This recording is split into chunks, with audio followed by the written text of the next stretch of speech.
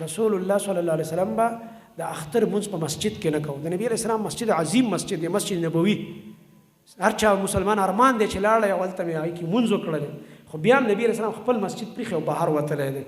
علما دا غي اندازه خي تقریبا وي نبی علیہ السلام کوم عیدګاه چې وا چې کوم ځای کې د اختر منځ کو د مسجد نبوي نه تقریبا 1000 غزه بهر وا، 1000 غز فاصله وا. نو ګور نبی علیہ السلام بار صحرا ته وته دی، یو ډاګ یو دشت ته وتلی دی، الته د اختر منځ کړي.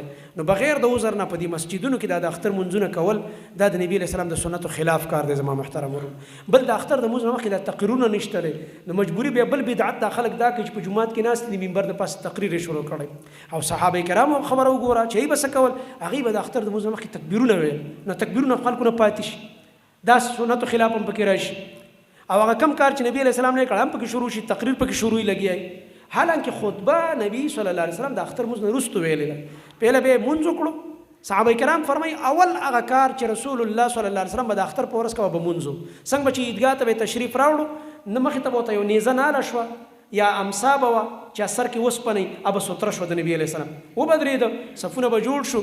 او د اختر منځ بغیر د اذان او اقامت نه دی، ګوره نور لا اذان شته نور لا اقامت شته. او نبی علیه السلام په پیله موږ ته 2 رکعات وکړو. اول رکعت کې به راته تکبیرات زواید چې وته وي، ای کې به د اولنی تکبیر تحریمه غیر د قرائت نمخ کې و تکبیرونه وکړه، او په دویم رکعت کې به د قرائت نمخ کې 15 تکبیرونه وکړه. او په دې طریقه به مونږ ته د اختر منځ راک. په اولنی رکعت کې به راته سبح اسم ربک الاعلى ویلا څنګه چې جمعې پورز ویل کېږي، او په دویم رکعت کې به راته هل اتاک حدیث الغاشیه ویل. دا د نبی رسول د اختر منځ. او چې کله به د اختر منځ وکړو بیا به مونږ ته را مخامخ شو او خطبه به راته ارشاد او فرمایله. نبی علیہ السلام په پای کې نصیحتونه وکړو، وعظ به وکړو.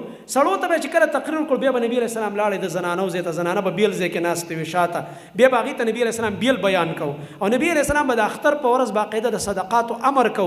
بلال رضی الله عنه سره به صادر وي، د زنانو به خپل والی او دغه رنګ خپل هغه کالی د هغې په هغه صادر کې ورغورځول، ځکه په دې ورځ باندې صدقه کې اجر ډېر دی د اختر په ورځ باندې. نو په دې وخت کې خو چونکې زنانه ته لوډ سپیکر لګېدلی، بس یو بیان هغې واوري نو هغه ضرورت پوره شي. حالانکه امام بخاري دا باب تړلی په دې باندې چې زنانو ته به بیله خطبه کېږي، بیل بیان به کوي، خطیب به ورځي هلته به هغې ته بیان کوي. خو چونکې دې وخت کې لوډ سپیکر دی نو هغه داسې یو نصیحت وشي چې هم د نارینهو دپاره هم د زنانو لپاره کافي شي.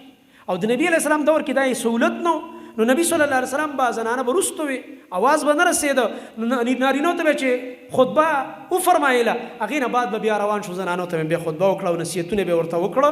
او دغه رنګ د تقوا خبرې، د جهنم نه د بچ کېدو خبرې، د جنت د حاصلولو دا د ترغیب خبرې به هغوی ته بیا بیانې کړلې.